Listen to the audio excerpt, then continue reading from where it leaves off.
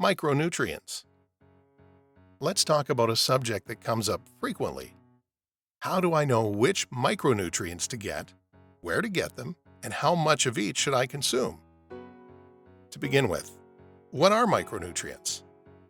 Vitamins and minerals are considered micronutrients because they come in very small amounts compared to macronutrients, and they are essential to our health, meaning we have to get them from food to live.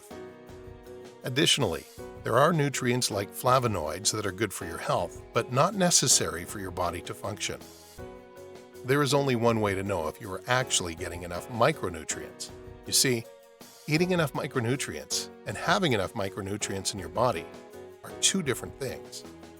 For instance, even if we consume unlimited amounts of vitamin B12, if we have pernicious anemia, our intestines won't absorb any of it.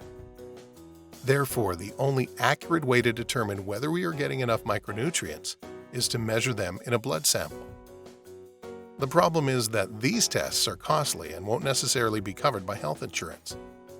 So the second best way is to eat a good variety of micronutrient-rich foods and hope you'll get enough of micronutrients from those. The good news is that a balanced diet will provide you with at least 98% of the micronutrients you require. There are various food classes that you should consume because they all have different micronutrient compositions. Those are vegetables, also fruits and berries, fish, seeds and nuts, and dairy if you aren't allergic to milk protein. And that's it.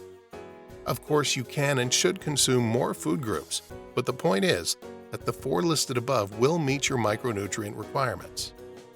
There are a few exceptions. The first is vitamin D. We are no longer exposed to as much sunlight as we once were, nor are we eating enough fish to meet our vitamin D requirements.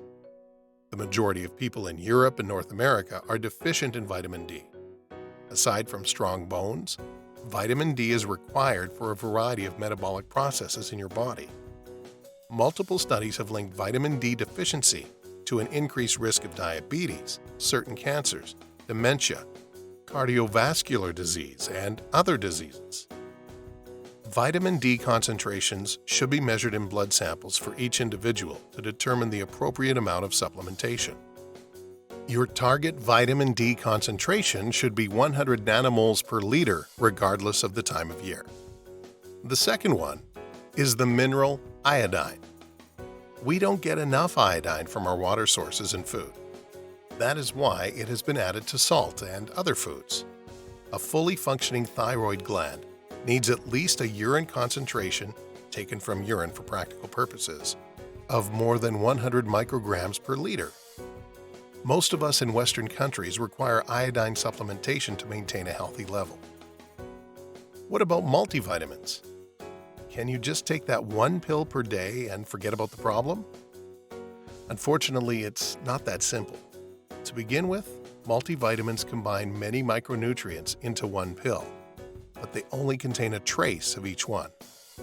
A typical multivitamin, for example, contains 5 to 20 micrograms of vitamin D, which is insufficient to meet your needs.